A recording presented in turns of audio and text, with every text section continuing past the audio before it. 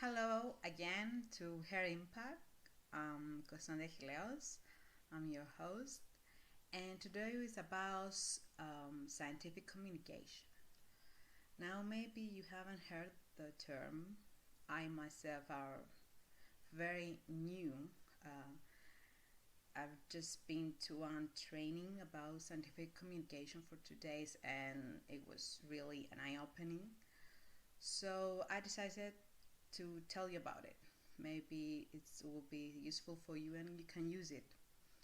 Now, scientific communication is to learn to communicate and explain your science and or your research or any scientific fact that falls into your expertise. And it's not just talk about science, it's about knowing how to talk in order for the audience to understand what you're saying. So you have to decide what you're going to say and how you're going to say it in a way that you get through your message to your audience. So it's about doing talks, like for example, tech talks. All these speakers that we see start and working on this communication, scientific communication, and then they do the talks. And it takes just a lot of work to prepare a talk like that. Usually we see them and we think, oh my god, he's a very good speaker. But actually it needs a lot of work. And it involves a lot of things that you have to consider before you do actually your talk and you organize it. So, as I told you, because of the training, I will just tell you about the three principles I found and I'm still finding. It's a journey. So, number one, I will tell you that body language is everything. Not everything, okay, just important. So, you know yourself maybe. I mean, if you see somebody talking and he's very nervous and close to himself or herself, it's not really nice, viewed for your eyes. I mean, it's painful actually. You feel sorry for the person. So when you talk, you have to be a little bit confident and make eye contact and just be relaxed in yourself. Or maybe in order to be yourself, you have to be relaxed. I know it's huge. I think that it takes a lot of practice to be in front of people and just be relaxed. And I think it's made logical. I mean, I think the second high fear we have in our lives is public talking. First is death and then public talking. So it makes sense that you are scared and nervous in front of people, especially when you talk about science. I mean, it's not like you're talking to your therapist or anything, and other scientists in the audience and they don't agree with you, whatever. So you have to be confident, or you have to breathe. Actually, that seems to work more because we tend to talk when we are nervous and we never breathe. So we have to learn to breathe, to remember to breathe, and actually to act confident. So if we're not confident on stage, then when you start acting like it, then something happening with your brain, and at the end, your brain says, "Oh, okay," while you're talking. So the confident thing is actually very important, even if you're acting it.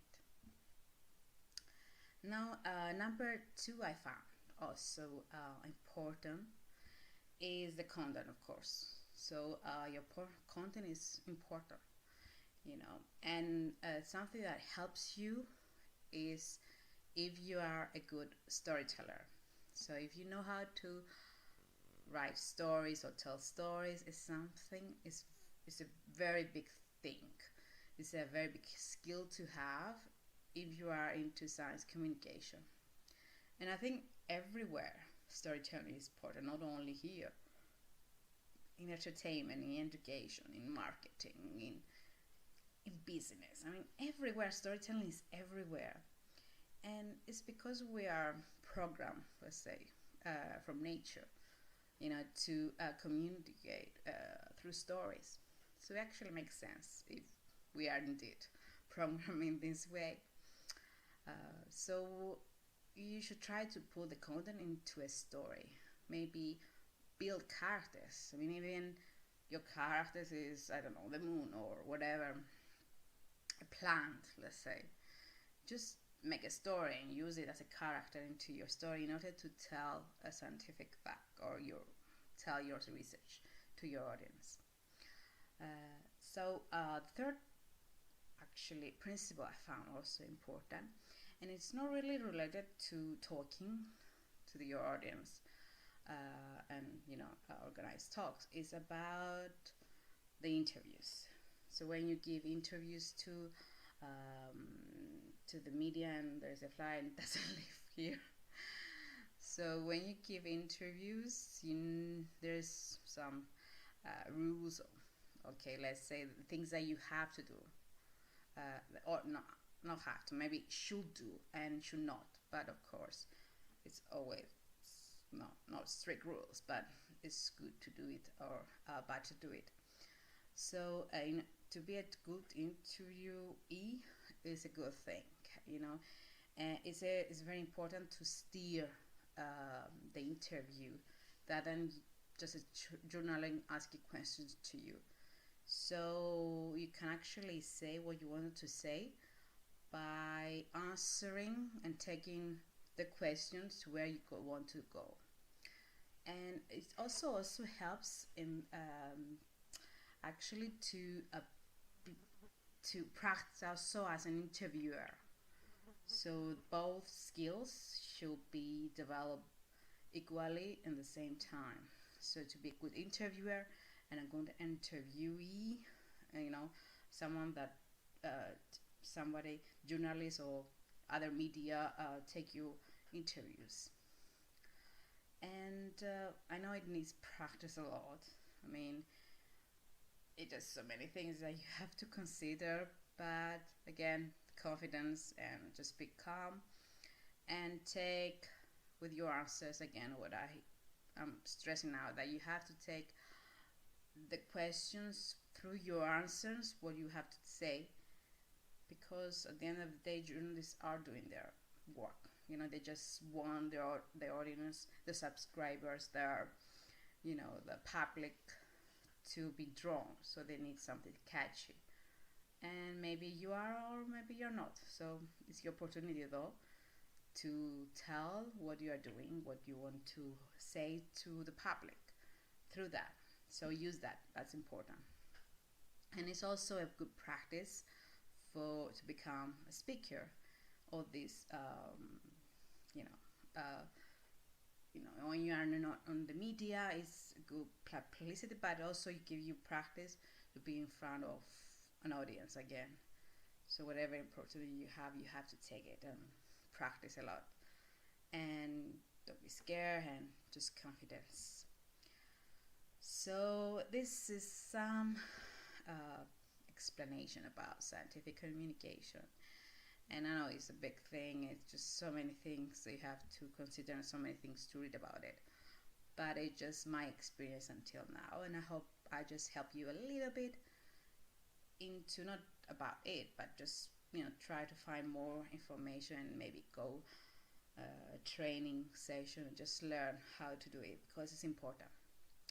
If you're a scientist, but whatever is your professional thing, it's important to learn to communicate in front of the media and to an audience. Even if you're a performer, any performer, let's say, you are a comedian or whatever you are doing, it's important to find a way how to communicate. So this is another Her Impact episode. Thank you for subscribing and being here. Hope this is helpful for you, this episode. Make knowledge your superpower. Don't forget that ever. And I will see you next Wednesday with another episode. Bye.